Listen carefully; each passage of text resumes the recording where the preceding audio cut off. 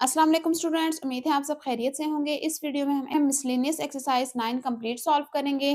तमाम क्वेश्चंस का time code description में मौजूद है ताकि आप इजीली कोई भी क्वेश्चन ओपन कर सकें। क्वेश्चन नंबर 1 है in circle the correct option in the following. ठीक है, हमें करेक्ट ऑप्शन को सर्कल करना है। पार्ट 1 है one and only one circle can pass through dash non collinear point. ठीक है, कितने नॉन कोलिनियर पॉइंट में से सिर्फ और सिर्फ एक सर्कल पास कर सकता है, ये हम पढ़ चुके हैं। 3 नॉन कोलिनियर पॉइंट्स में से सिर्फ और सिर्फ एक सर्कल पास कर सकता है, तो इसका करेक्ट ऑप्शन क्या होगा? बी। पार्ट 2 है the dash number of circle can pass through a point. ठीक है, एक पॉइंट में से कितने सर्कल पास कर सकते हैं। ठीक है, फॉर एग्जाम्पल ये एक पॉइंट है, तो हम ये देखेंगे कि इस पॉइंट में से कितने सर्कल पास कर सकते हैं। तो ये एक सर्कल है जो कि इसमें से पास कर रहा है। इसी तरह हम एक और सर्कल ड्रॉ कर सकते हैं जो कि इसमें से पास करे। इसी तरह ये ठीक है, इस तरह इनफाइनाइट सर्कल है जो इस पॉइंट में से पास कर सकते हैं। ठीक है, तो करेक्ट ऑप्शन इसका क्या होगा? डी।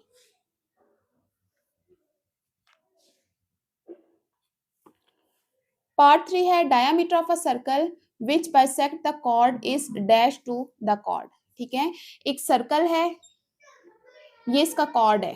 ठीक है, तो कह रहे हैं कि ऐसा डायामीटर जो इस कॉर्ड को बाइसेक्ट करे। बाइसेक्ट करे का क्या मतलब है कि इसके मिड में से पास करे। ठीक है, तो और डायामीटर कौन सा होता है? जो सर्कल के सेंटर से पास करता है। ठीक है, तो ये इन दोनों को ज्वाइन करने से ये आ गया हमारे पास डायामीटर। तो ये बताना है कि जो डायामीटर इसको बाइसेक्ट करेगा वो कैसा होगा। ठीक है, इसका और कॉर्ड का क्या रिलेशन होगा, क्या होगा? वो परपेंडिकुलर होगा इसके। ठीक है, तो करेक्ट ऑप्शन क्या होगा? सी मींस के परपेंडिकुलर। ना को लीनियर होगा, ना पैरेलल और ना ही इक्वल होगा। ठीक है, वो क्या होगा? परपेंडिकुलर होगा।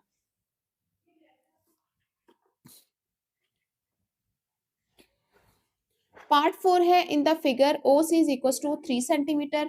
ओ सी हमें गिवन है 3 centimetre and A B is equal to 8 centimetre. A B given है 8 centimetre. The radius of a circle is, हमें रेडियस फाइंड आउट करना है।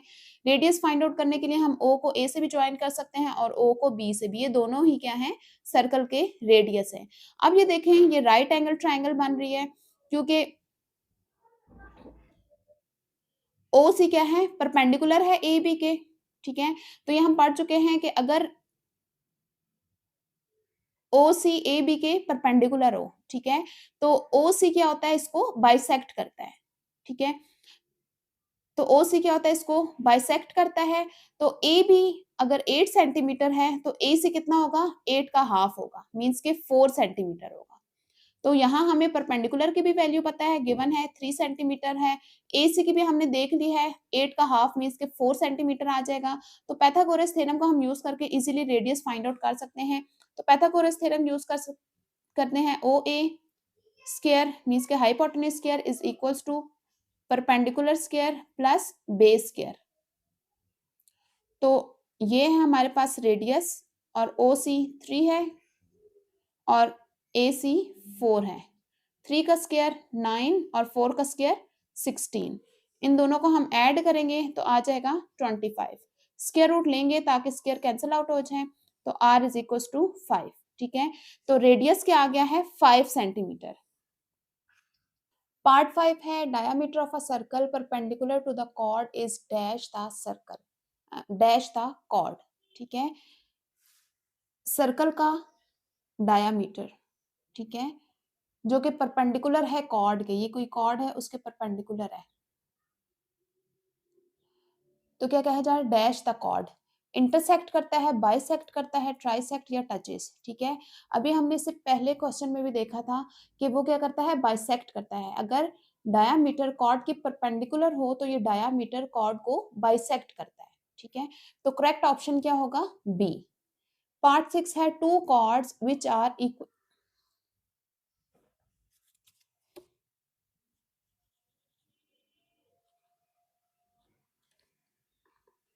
पार्ट 6 है two chords which are equidistant from the dash are concurrent. ठीक है, दो cord circle की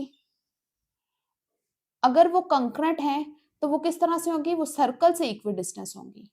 ठीक है, फॉर एग्जाम्पल इस तरह से एक कॉर्ड ये फॉर एग्जाम्पल 4 सेंटीमीटर है, दूसरी कॉर्ड भी यहाँ 4 सेंटीमीटर अगर हो, तो इन दोनों का डिस्टेंस जो होगा सर्कल से इक्वल होगा, ठीक है। तो किस पॉइंट से वो इक्वी डिस्टेंस होती है? सेंटर से, ठीक है, इक्वी डिस्टेंस फ्रॉम सेंटर। तो करेक्ट ऑप्शन क्या होगा? ए। पार्ट 7 है two dash which are equidistant from the centre are concurrent, ठीक है। अभी हमने देखा है ये दोनों बिल्कुल सेम ही है, सिर्फ इनकी डैशेस चेंज हुई हैं कि दो कॉर्ड्स जो हैं जो कि सेंटर से इक्वी डिस्टेंस होती हैं, दोनों पार्ट्स जो हैं बिल्कुल सेम है। तो दो कॉर्ड्स जो हैं वो सेंटर से इक्वी डिस्टेंस होती हैं, जो कंकरेंट कॉर्ड्स होती हैं वो सेंटर से इक्वी डिस्टेंस होती हैं। तो करेक्ट ऑप्शन इसका क्या होगा? Two chords. पार्ट 8 है length of chord of a circle of radius 5 centimetre is 8 centimetre. Radius हमें क्या गिवन है सर्कल का? 5 सेंटीमीटर और लेंथ ऑफ कॉर्ड क्या है? 8 centimetre. Distance of the chord from the centre, ठीक है, हमें फाइंड आउट करना है distance of chord from the centre. ये हमारे पास एक कॉर्ड है जिसकी लेंथ हमें गिवन है 8 सेंटीमीटर और रेडियस क्या है? ये सेंटर है तो रेडियस हमें गिवन है 5 सेंटीमीटर। तो हमें फाइंड आउट करना है distance of the chord from the centre. Chord का सेंटर से डिस्टेंस मींस कि ये हमें कैलकुलेट करना है। अगेन ये एक राइट एंगल ट्राइंगल है, डिस्टेंस हमेशा परपेंडिकुलर होता है तो ये यहाँ पर 90 डिग्री का एंगल होगा।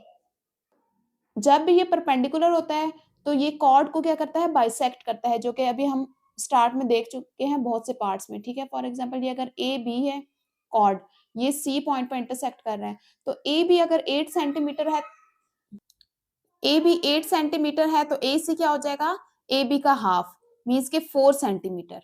तो हाइपोटेन्यूज 5 सेंटीमीटर है, बेस 4 सेंटीमीटर है, तो परपेंडिकुलर हम इजीली फाइंड आउट कर सकते हैं पाइथागोरस थ्योरम को यूज करके। किस तरह से? O A square is equals to O C square plus A C square, ठीक है। ओ ए 5 है और ओ सी फाइंड आउट करना है और ए सी क्या है? 4 है। 5 का स्क्वायर 25 और 4 का स्क्वायर 16। 16 यहाँ आकर माइनस हो जाएगा तो आ जाएगा 9। बोथ साइड में हम स्क्वायर रूट लेंगे, स्क्वायर को कैंसिल आउट करेंगे तो ये क्या आ जाएगा? O C is equal to 3 centimetre. Correct option A होगा। पार्ट 9 है what is the radius of the circle in the figure. ये हमें एक फिगर गिवन है जिसमें एक सर्कल है जिसका सेंटर ओ है, हमें इसका रेडियस फाइंड आउट करना है। ये कॉर्ड गिवन है जिसकी लेंथ 24 सेंटीमीटर है, इस कॉर्ड को हम ए बी का नाम दे देते हैं। ओ को बी से या ए से ज्वाइन करेंगे तो हमारे पास आ जाएगा रेडियस ऑफ सर्कल, ठीक है। तो अगेन ये परपेंडिकुलर है, ठीक है, बिल्कुल पार्ट्स 8 की तरह ये परपेंडिकुलर है, इसलिए कॉर्ड ए बी को बाइसेक्ट करेगा। कॉर्ड ए बी की लेंथ 24 सेंटीमीटर है, तो अगर मैं इस पॉइंट को जहां पर ये बाइसेक्ट कर रहा है इसको सी का नाम दूं तो सी बी किसके इक्वल हो जाएगा? 24 को 2 से डिवाइड कर देंगे, मींस के ए बी 24 है तो सी बी ए बी का हाफ होगा, तो सी बी कितना हो जाएगा? ए बी का हाफ, क्योंकि ये परपेंडिकुलर है तो इसको बाइसेक्ट करेगा। ये हम बहुत से क्वेश्चंस में कर चुके हैं, तो ये आ जाएगा 12, ठीक है। तो बी से कितना आ गया है? 12 सेंटीमीटर। अब यहाँ भी अगेन हम क्या करेंगे? पाइथागोरस थ्योरम यूज करके रेडियस को इजीली फाइंड आउट कर सकते हैं। तो पाइथागोरस थ्योरम के according O B square is equals to perpendicular O C square और base B C square. O B hypotenuse हमें फाइंड आउट करना है जो कि रेडियस है, ओ सी 5 सेंटीमीटर है और बी सी 12 सेंटीमीटर है। तो R square is equal to 5 का स्क्वायर 25, 12 का स्क्वायर 144। इन दोनों को हम ऐड करेंगे तो 169 आ जाएगा। आर स्क्वायर की वैल्यू 169 है, स्क्वायर को कैंसिल आउट करने के लिए बोथ साइड पे स्क्वायर रूट लेंगे तो R is equal to 13 centimetre. तो करेक्ट ऑप्शन क्या होगा? D 13 centimetre. पार्ट 10 है in the figure A B is equal to 4 centimetre. A B हमें 4 सेंटीमीटर गिवन है, O C is equal to 3 centimetre और O सी कितना है? ये 3 सेंटीमीटर है। Chord DE pass through the mid of OC chord DE जो है वो OC के मिड में से पास कर रहा है, ठीक है। तो जिस पॉइंट पर ये इसको इंटरसेक्ट कर रहा है इसको हम नाम दे देते हैं F का, ठीक है। ABCDE F मौजूद नहीं है, F दे देते हैं। And is parallel to AB, और ये DE जो कॉर्ड है वो AB के पैरेलल है। What is the length of DE? तो हमें DE की लेंथ फाइंड आउट करनी है, कॉर्ड DE की। अच्छा, अब देखें यहाँ पर दो राइट एंगल ट्राइंगल्स बन सकती हैं। किस तरह से? एक बनेगी हमारे पास, अगर हम O को B से ज्वाइन कर दें तो ये एक ट्राइंगल बन रही है COB, ठीक है। अब इसमें हमें CB लेंथ फाइंड आउट करनी पड़ेगी क्योंकि हमें टोटल AB गिवन है, ठीक है। कॉर्ड AB की लेंथ गिवन है, तो हमें पता है कि OC AB पर परपेंडिकुलर है, तो इसका मतलब है OC बाइसेक्ट करेगा AB को, मींस कि 2 इक्वल पार्ट्स में डिवाइड करेगा। AB अगर 4 सेंटीमीटर है तो CB कितना हो जाएगा? 2 सेंटीमीटर, ठीक है। नेक्स्ट हमें OC तो क्वेश्चन में गिवन है, वो कितना है? 3 सेंटीमीटर। तो इसको यूज करके हम रेडियस OB फाइंड आउट कर सकते हैं, ठीक है। पहले तो हम रेडियस फाइंड आउट करेंगे OB। किस तरह से? OB square is equals to perpendicular का स्क्वायर, परपेंडिकुलर यहाँ पर 3 है और बेस क्या है? 2 है, ठीक है। 9 + 4 विच इज इक्वल्स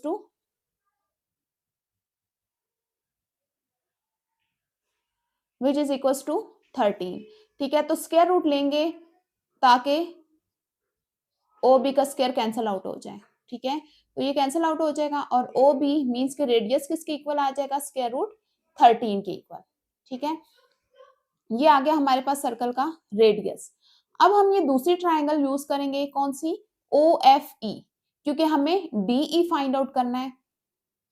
इस तरह से FOE, ठीक है। जब हम FE फाइंड आउट कर लेंगे तो इसका जब हम डबल करेंगे तो हमारे पास DE आ जाएगा, क्योंकि अगेन वही बात कि OF क्या है? परपेंडिकुलर है DE पर, तो OF बाइसेक्ट करेगा DE को, मींस के EF की जब हम लेंथ को डबल कर देंगे तो हमारे पास DE की लेंथ आ जाएगी। तो स्टार्ट करते हैं। अब OE भी क्या है? ये रेडियस है सर्कल का, तो रेडियस हम फाइंड आउट कर चुके हैं, वो क्या है? Square root 13। और इसके अलावा हमें ये बताया गया है कि ये DE OC के मिड में से पास कर रही है, तो OC की लेंथ कितनी थी? 3 थी। OC 3 सेंटीमीटर था ना, तो OF कितना होगा? OC का हाफ हो जाएगा, ठीक है। तो ये क्या आ जाएगा? 3/2 मींस के 1.5। तो OF कितना है? 1.5। अब इसमें भी हम पाइथागोरस थ्योरम को यूज करेंगे, तो OE square is equals to perpendicular OF square plus base FE square या EF स्क्वायर।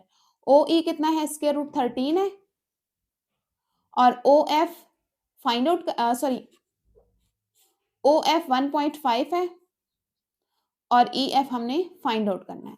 तो ये स्क्वायर कैंसिल आउट होके 13 आ जाएगा, 1.5 का स्क्वायर लेंगे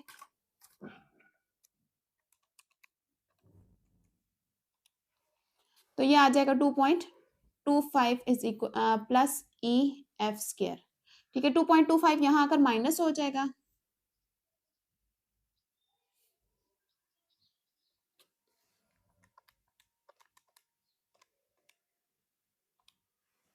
तो ये आ जाएगा 10.75। EF square is equals to 10.75। तो जब हम इसका स्क्वायर लेंगे बोथ साइड पे, स्क्वायर को कैंसिल आउट करने के लिए स्क्वायर रूट लेंगे, तो इसका स्क्वायर क्या आ जाएगा? 3.3 और यूनिट सेंटीमीटर। तो हमारे पास करेक्ट ऑप्शन बन रहा है डी, ठीक है, जो कि 3.3 है। पार्ट 11 है an angle whose vertex is the centre of circle and whose arm passes through the end points of the arc is known as dash angle। ठीक है, क्या कहा जा रहा है कि एक एंगल है, उसका वर्टेक्स कहां से पास कर रहा है? whose vertex is the center of the circle। इसका वर्टेक्स क्या है? सेंटर है, ठीक है। and whose arm passes through the end points of the arc, और उसकी जो आर्म्स हैं वो किसी आर्क के एंड पॉइंट से पास कर रही है, ठीक है। ये फॉर एग्जांपल ये आर्क है ए बी, तो इस एंगल को हम क्या कहेंगे, इस एंगल को हम क्या कहते हैं, जो सेंटर में बनता है उसे हम कहते हैं सेंट्रल एंगल। तो करेक्ट ऑप्शन क्या हो जाएगा, बी। पार्ट 12 है corresponding arc of two concurrent chords of circle are dash, ठीक है। तो क्या कह रहे हैं कि एक सर्कल है जिसकी दो कंकरेंट कॉर्ड हैं, ठीक है। फॉर एग्जांपल ये ए बी एक कॉर्ड हो जाए और B C sorry C D दूसरी कॉर्ड है इसकी, ठीक है। तो क्या कह रहे हैं कि इनकी जो corresponding आर्क होंगी, ये आर्क ए बी और सी डी, वो किस तरह की होंगी, वो आर्क भी कंकरेंट होंगी, ठीक है। कंकरेंट कॉर्ड की corresponding आर्क भी क्या होती हैं, वो कंकरेंट होती हैं। तो करेक्ट ऑप्शन क्या होगा, कंकरेंट, सी। पार्ट 13 है length of two chords of a circle are in the ratio 1:3 and the central angle of one is 60 degree, the second arc is. तो क्या कहा जा रहा है कि एक सर्कल है इस तरह से, the length of two chord of a circle are in the ratio 1:3, ठीक है। दो कॉर्ड्स हैं हमारे पास और उनमें रेशियो कितनी है, 1:3, मीन्स के अगर एक की लेंथ 1 है तो दूसरे की लेंथ उसकी 3 गुना होगी, मीन्स के 3 होगी। इसकी अगर 1 सेंटीमीटर तो इसकी 3 सेंटीमीटर, मीन्स के इसकी जितनी भी लेंथ होगी कॉर्ड ए बी की, कॉर्ड सी डी उसका ट्रिपल होगी। And the central angle of one arc is 60 degree, ठीक है। एक आर्क की का जो सेंट्रल एंगल है वो 60 डिग्री है। तो सेकंड आर्क कैसी होगी, ठीक है। लाजिमी तौर पर ये जो छोटी वाली आर्क होगी उसका सेंट्रल एंगल 60 डिग्री होगा। तो हमें बड़ी वाली आर्क के बारे में बताना है कि वो किस तरह की होगी, माइनर होगी, मेजर होगी, सेमी सर्कल या सर्कल होगी, ठीक है। तो इस चीज का हम किस तरह पता चलेगा, अगर देखें एक एंगल हमें 60 डिग्री गिवन है तो दूसरा एंगल भी क्या होगा, वो 3 टाइम्स होगा फर्स्ट एंगल के, ठीक है। क्योंकि जो रिलेशन हमारे पास कॉर्ड्स में होता है वो उनके सेंट्रल एंगल में भी होता है। कॉर्ड्स में रेशियो क्या है, 1:3। तो इसी तरह अगर ये 60 डिग्री है एक एंगल, तो दूसरा एंगल कितना होगा, 3 टाइम 60 डिग्रीज, मीन्स के ये कितना हो जाएगा, 180 डिग्रीज, ठीक है। तो अगर 180 डिग्रीज हो तो हमारे पास ये कौन सी आर्क बनेगी, मेजर आर्क, क्योंकि 180 डिग्री की वजह से ये क्या बन जाएगा, सेमी सर्कल बन जाएगा, ठीक है। मीन्स के इस तरह से ये एक सेमी सर्कल बन जाएगा। तो सेमी सर्कल की जो आर्क होती है वो हमारे पास क्या होती है, मेजर आर्क। तो करेक्ट ऑप्शन इसका क्या हो जाएगा, बी। अगेन देख लें, इस पार्ट में हमें क्या कहा गया था कि दो कॉर्ड्स हैं, ठीक है। फॉर एग्जाम्पल मैंने यहाँ पर कॉर्ड ए भी ले ली है और एक कॉर्ड ले लिए सी डी, ठीक है। तो उनकी रेशियो हमें गिवन है कि उनकी लेंथ में रेशियो कितनी है, 1:3, और एक कॉर्ड का हमें सेंट्रल एंगल गिवन है 60।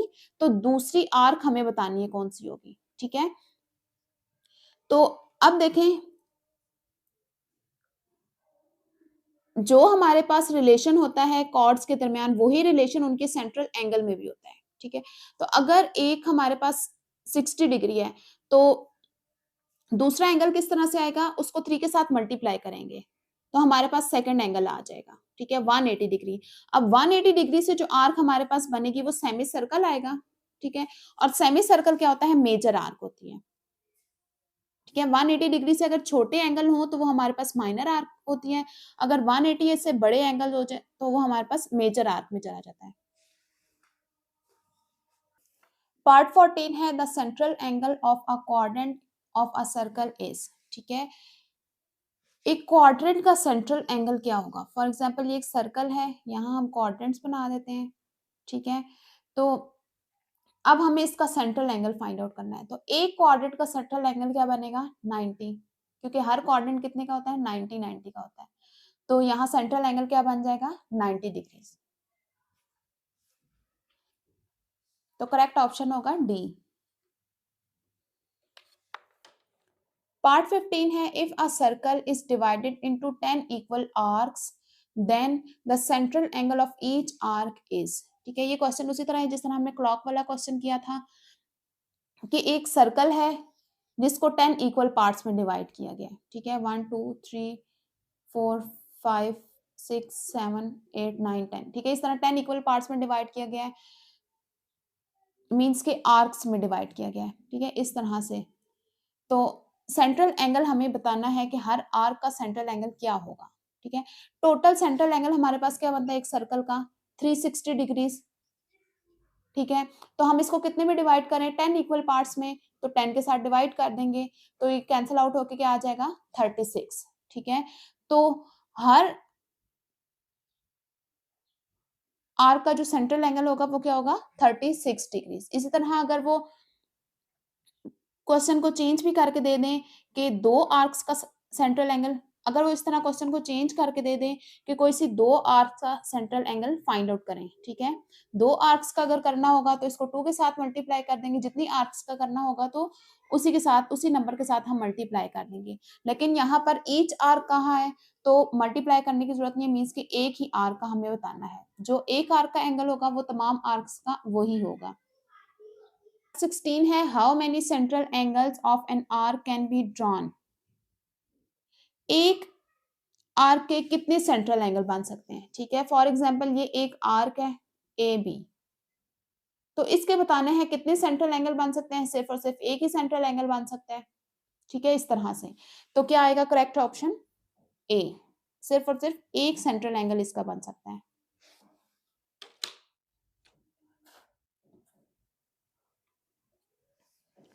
पार्ट 17 है two concurrent chords of two concurrent circle have dash central angle. दो कंकरेंट सर्कल हैं, मीन्स के दोनों के रेडियस सेम है। ठीक है, और इनकी हमने क्या करनी है दो कंकरेंट कॉर्ड्स लेनी है। इनकी कॉर्ड्स की लेंथ भी हमने कोई से दो कॉर्ड्स लेने हैं, फॉर एग्जांपल ये ए बी, इस सर्कल का सेंटर ओ ले लेते हैं, और ये सी डी ले लेते हैं दूसरे सर्कल का कॉर्ड, और इसका सेंटर हम पी कह देते हैं। तो हमें बताना है कि इनके सेंट्रल एंगल कैसे होंगे। ठीक है, अगर दोनों सर्कल कंकरेंट है, मीन्स के दोनों के रेडियस सेम है, कॉर्ड्स भी कंकरेंट है, तो इनका सेंट्रल एंगल भी क्या होगा कंकरेंट ही होगा। ठीक है, फॉर एग्जांपल इसका थीटा होगा तो इसका भी जो सेंट्रल एंगल होगा वो थीटा ही होगा। तो करेक्ट ऑप्शन क्या होगा सेम, ऑप्शन बी। अगर यहां पर सर्कल कंकरेंट ना होते, फॉर एग्जांपल एक का रेडियस r1 और दूसरे का रेडियस r2, मींस के दोनों के रेडियस डिफरेंट होते, कॉर्ड सेम होने के बावजूद इनके सेंट्रल एंगल डिफरेंट होते हैं। ठीक है, या अगर सर्कल सेम होते, मींस के दोनों के रेडियस सेम हो लेकिन कॉर्ड्स कंकरेंट ना हो, कॉर्ड्स एक की अगर लेंथ और दूसरे की लेंथ डिफरेंट हो, फॉर एग्जांपल एक की लेंथ 1 और दूसरे की 2 हो, तो उस सूरत में भी हमारे पास सेंट्रल एंगल सेम नहीं होंगे। सेंट्रल एंगल कब सेम होंगे अगर सर्कल्स भी कंकरेंट हो, या सेम सर्कल भी हम ले सकते हैं। ठीक है, यहाँ पर सर्कल डिफरेंट है, उन्होंने कहा है कि कंकरेंट सर्कल, मीन्स के दो सर्कल लेने हैं जिनके रेडियस सेम होंगे। तो यहाँ पर हमारे पास सर्कल भी कंकरेंट है और उनकी कॉर्ड्स भी जो दो हमने लिए वो भी कंकरेंट कंकरेंट है, तो इसलिए उनके सेंट्रल एंगल सेम होंगे। पार्ट 18 है central angle of an arc which includes a semi circle in it is. ठीक है, हमें सेंट्रल एंगल बताना है उस आर्क का जो कि सेमी सर्कल को इंक्लूड करे। ठीक है, ये हमारे पास होता है सेमी सर्कल। ठीक है, वो आर्क जो कि सेमी सर्कल को भी इंक्लूड करे। सेमी सर्कल को इंक्लूड करने का क्या मतलब है, सेमी सर्कल से थोड़ी बड़ी हो आर्क। ठीक है, चाहे बिल्कुल माइनर सी बड़ी हो लेकिन उसके अंदर सेमी सर्कल भी इंक्लूड हो, तो उस आर्क का एंगल क्या होगा। ठीक है, सेमी सर्कल का एंगल हमारे पास 180 डिग्री होता है। ठीक है, जैसे ही वो हम 180 डिग्री से बढ़ाएंगे, जैसे ही उसको हम सेमी सर्कल से बड़ा करेंगे, तो एंगल हमारे पास क्या हो जाएगा 180 डिग्री से ग्रेटर हो जाएगा। ठीक है, तो इसका करेक्ट ऑप्शन क्या होगा ग्रेटर देन 180। इसी के साथ हमारी एक्सरसाइज कंप्लीट होती है। उम्मीद है तमाम क्वेश्चंस आपको अच्छी तरह समझ आ गए होंगे। तमाम क्वेश्चंस का टाइम कोड डिस्क्रिप्शन में मौजूद है। नेक्स्ट वीडियो में हम चैप्टर 10 स्टार्ट करेंगे।